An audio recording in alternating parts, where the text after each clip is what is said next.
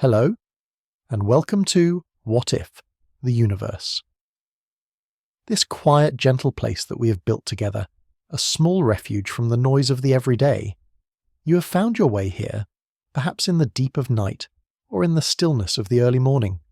It doesn't matter when you arrive, you're always welcome. Let's begin this journey, this soft, slow drift through a single, wondrous thought.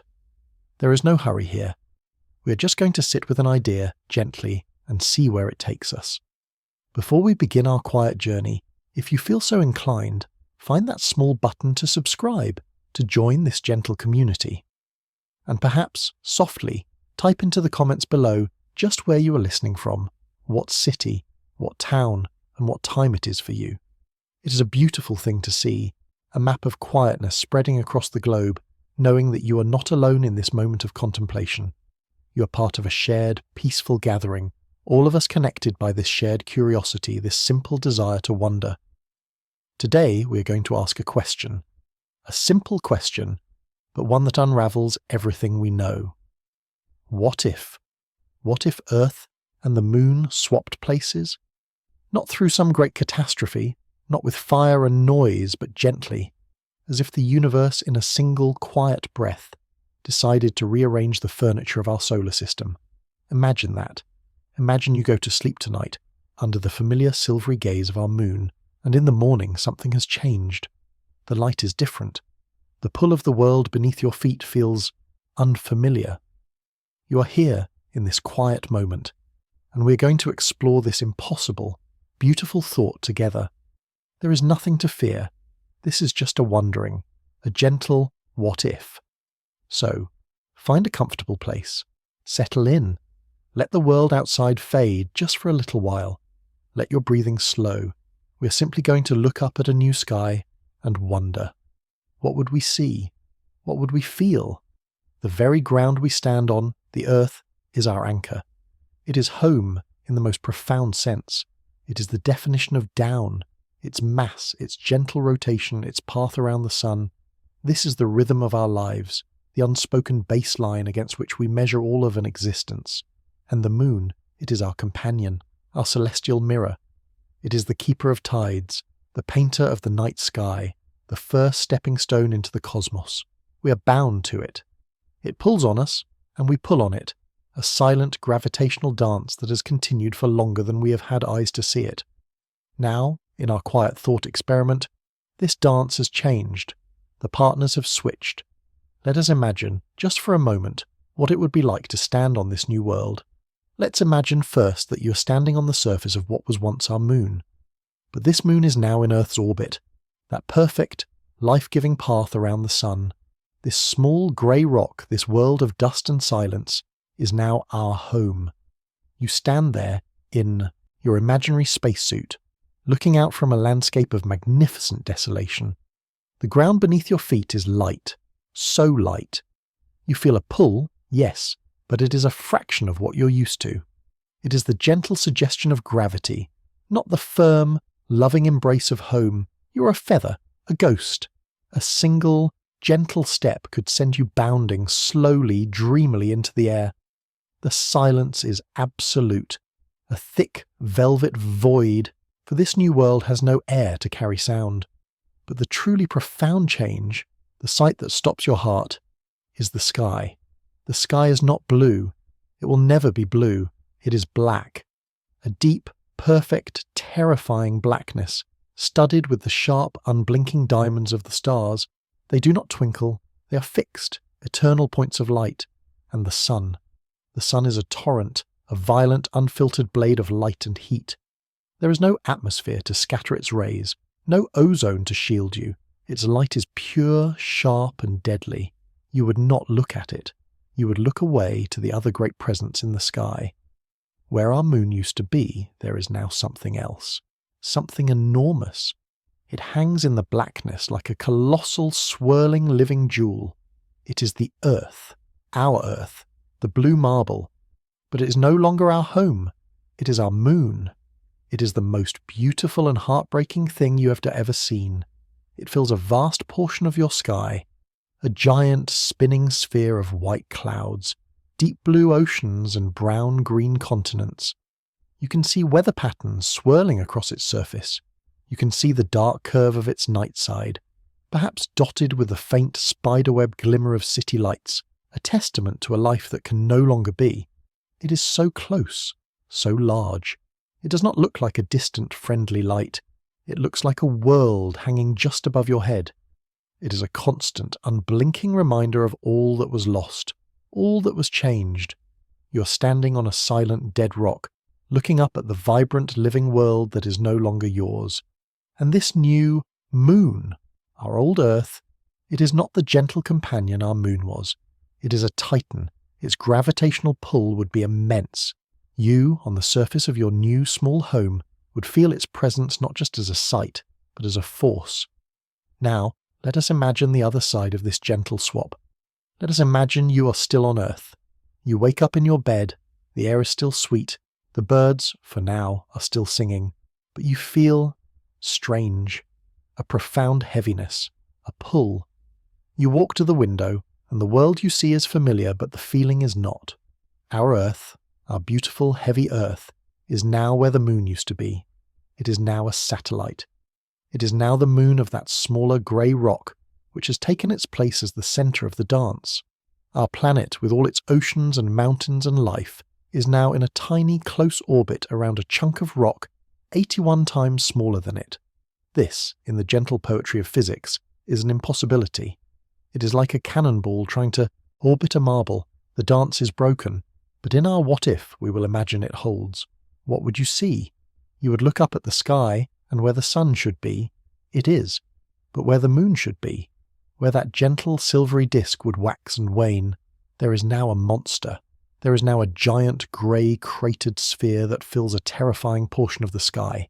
It is our old moon, but it is now the planet. It is the new centre of your world, and it is close. So terrifyingly close. It hangs above you, a landscape in the sky.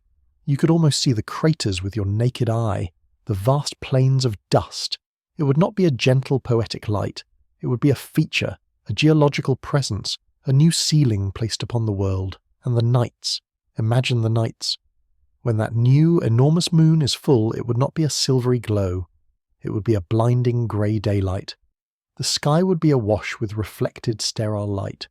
You would never see the stars again, save for the very brightest.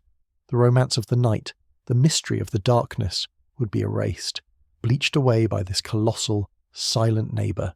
And the oceans. Oh, the oceans.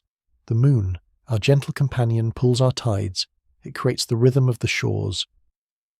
But this new, massive, close planet moon, its pull would be catastrophic. The tides would not be gentle ebbs and flows. They would be tsunamis. They would be world-ending surges of water, scouring the coastlines, flooding continents. The oceans themselves, pulled by this impossible new gravity, would be drawn into a permanent, massive bulge, a standing wave pointing always toward this new, grey master. Life on Earth would not survive this. It would be a world of water and rock, its surface perpetually torn apart by the sheer gravitational stress. You would feel it in your bones, not just the physical pull, but the emotional one, the feeling of being profoundly, fundamentally wrong. The sky is broken, the ocean is broken, home is no longer home, it is a prisoner, trapped in a dance it was never meant to perform. Let us pause and take a soft, slow breath. This gentle wandering has taken us to a place of great change, of great and terrible beauty. But the rules of our journey are contemplation, not fear. We are simply observing. We are holding this impossible idea in our hands like a strange, multifaceted crystal, and turning it over, slowly, to see how it catches the light. The science of this, the cold, hard physics, tells us this swap is impossible. A body of smaller mass must orbit a body of larger mass.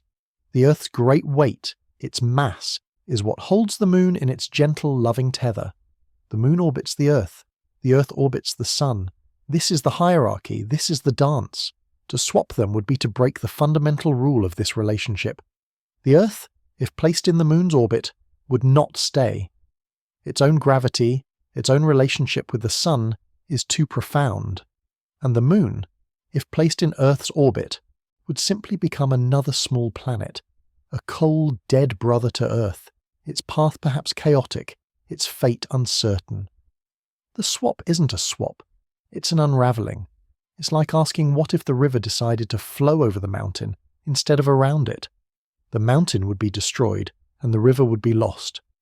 But in our quiet thought, we are not bound by these rules. We are poets. We are dreamers. We are asking about the feeling. What does it mean to have your anchor changed? What does it mean to look up and see not a companion, but a mirror of your own loss? We personify these celestial bodies, do we not? We call the Moon she. We speak of her gentle face.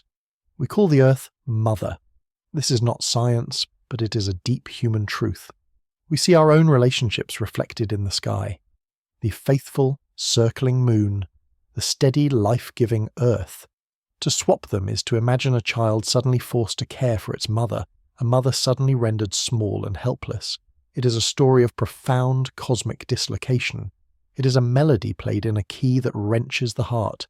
The rhythm is gone, the song is broken, and we, the tiny listeners on the surface, would be left in the terrible, aching silence that follows.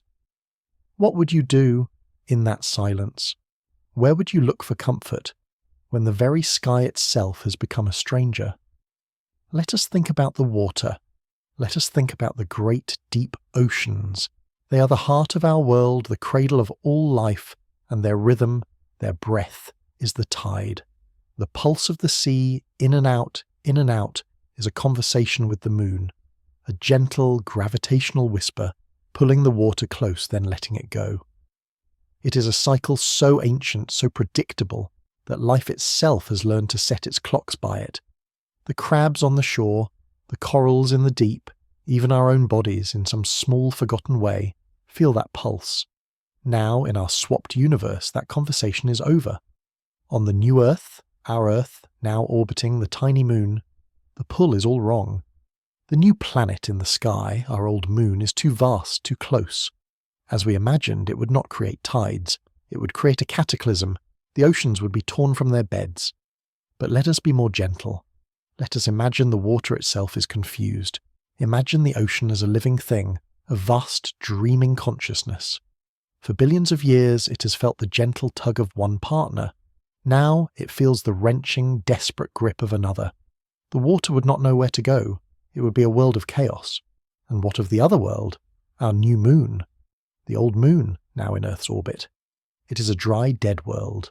A world of dust. There are no oceans to be pulled. But what if there is memory? What if that dust, that ancient powdery regolith, still holds the echo of a relationship? This new world now has a companion, our old Earth, now a tiny, brilliant Moon in its sky. Would that tiny, distant Earth have the strength to pull on the dust? Perhaps over millions of years, the very dust of the Moon would begin to shift, to creep, to form slow, colossal tides of dust, a silent, ghostly echo of the ocean tides it once watched from afar.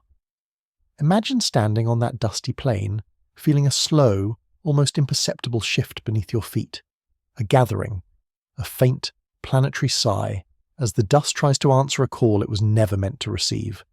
This is the heart of our question. It is not about the physics of disaster. It is about the poetry of connection. What happens when the connections that define our reality are rewritten? Does memory linger in the dust? Does the ocean mourn its lost partner? These are the questions that have no answers, and they are the only questions worth asking. They are the open loops of wonder that we follow, not for a destination, but for the beauty of the journey itself. And what of the light? We are creatures of light. Our lives are governed by the cycle of day and night, the gentle golden birth of morning, the deep restorative velvet of night. This too is a dance, a perfect 24-hour rhythm of the Earth turning away from the sun and then back again. In our new what-if scenario, this rhythm is broken. Let us go back to the new Earth, our home, now trapped in orbit around the massive moon planet. Its spin would be altered. The gravitational forces would be so immense the planet might become tidally locked. This is a gentle phrase for a profound change. It means one side of our world would forever face this new, grey master, and the other side would forever face the cold darkness of space. Imagine that. Imagine you live on the side facing the new moon. You would never see the sun. Your world would be one of eternal twilight, lit only by the massive reflected grey light of the cratered sphere above you. It would be a cold, bleak, permanent day. And if you lived on the other side, you would live in eternal night, a true, deep, unbroken darkness, punctuated only by the distant sun, now just a very bright star in a black sky. The concept of day and night would be gone. It would be replaced by here and there, the light side and the dark side. How could life, which is so deeply woven into the pattern of dawn and dusk, possibly survive? It would be like trying to breathe in a world without air.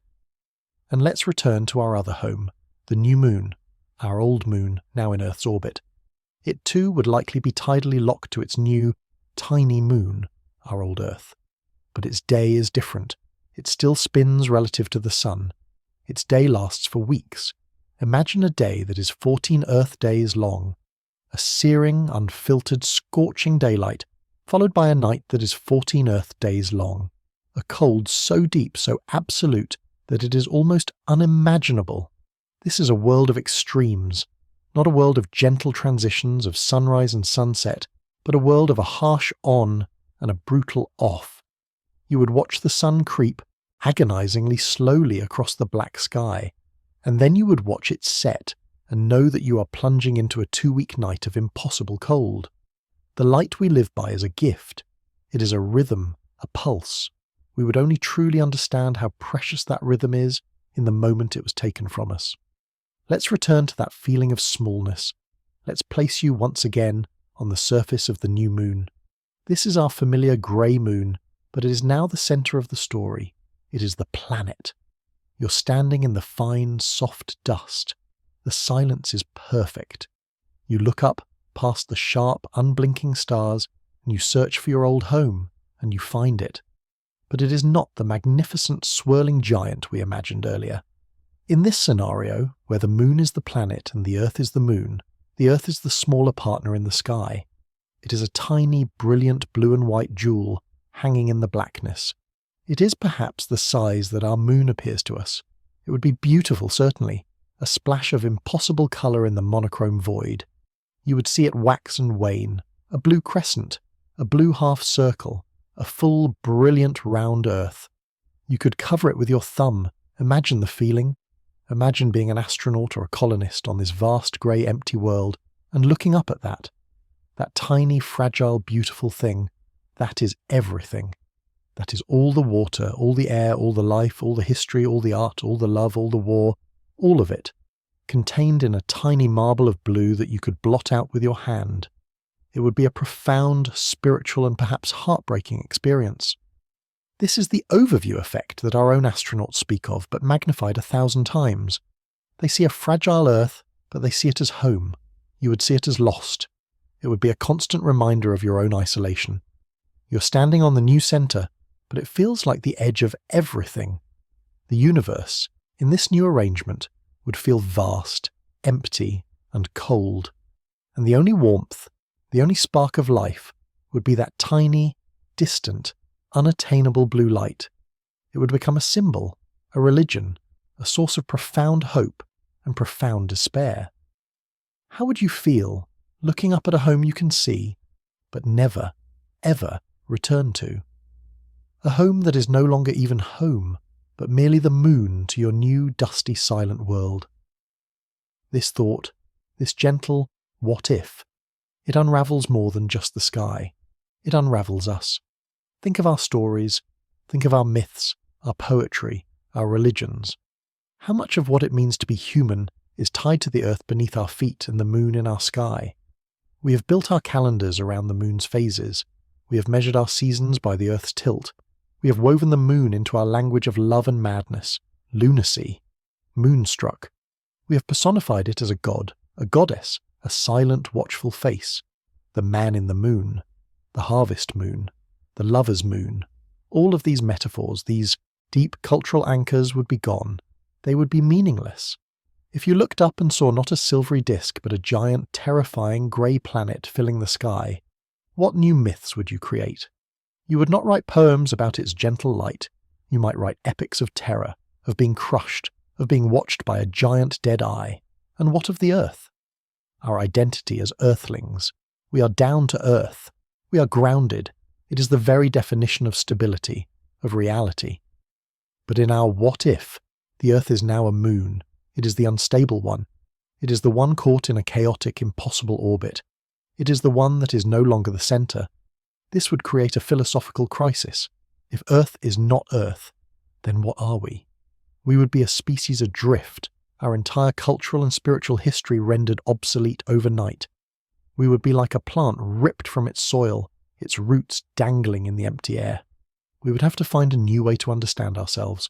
We would have to invent new words, new gods, new stories, just to make sense of the new, terrifying, beautiful and broken sky. It makes you realize, doesn't it, how much of our identity is not just in us but is a reflection of the world around us. We are a conversation with our planet. We are a dialogue with our sky. And if the sky changes, we must change with it, or be lost. This journey, this quiet wandering, has taken us to some strange and desolate places. We have seen a world of blinding light and a world of endless night. We have seen oceans in chaos and dust fields in mourning.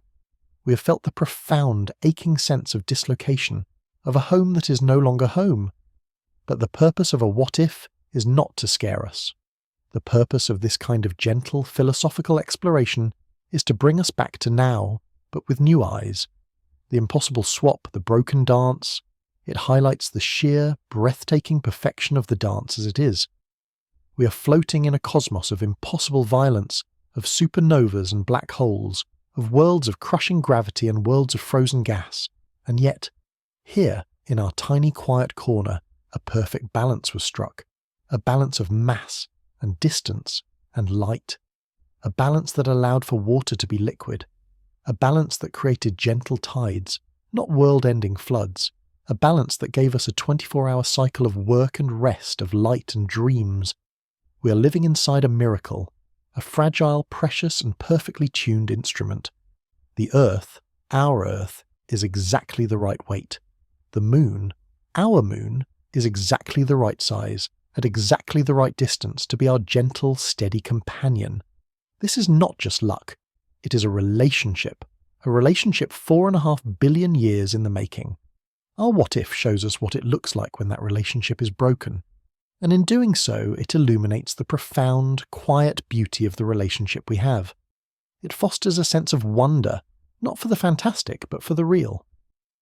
The ground beneath your feet, the blue sky above your head, the predictable, comforting, silvery light of the moon, these are not just given. They are the result of a precise, ancient and ongoing dance. And we are the lucky ones. We are the children of that perfect balance. We are here, alive and wandering, breathing the air of this perfect planet, looking up at our faithful moon. The goal of this journey was never to find an answer. It was to find a feeling of gratitude, a feeling of awe, a feeling of being in this very moment exactly where we are supposed to be. And so our quiet journey comes to a gentle close. It is time to drift back. Back from the impossible skies, back from the what-if, back from the worlds of dust and chaos. Gently, softly, bring your awareness back to the room you're in. Feel the simple, solid reality of the world around you. The chair beneath you, the floor beneath your feet. This is Earth. This is your anchor. It is not orbiting a small rock. It is here. It is home. And the moon, our true moon, is up there, tracing its familiar, perfect path. Tonight, or the next time you see it, look up at it. See it not as just a light, but as a partner, as the other half of this incredible life-giving dance. See it with the new eyes of our journey. See the beauty in its predictability. See the love in its gentle tidal pull. You are a part of this dance. You are not just a spectator. Your breath, your atoms, your consciousness. You're the universe wondering about itself. And that truly is the most wondrous thing of all. Thank you for spending this quiet time here. Thank you for wandering with me. We are a community of quiet, and it is a beautiful thing to be a part of. We will be here again, waiting for you, when you need another pause, another gentle question to explore. Until then, be well, be peaceful, and don't forget to wonder.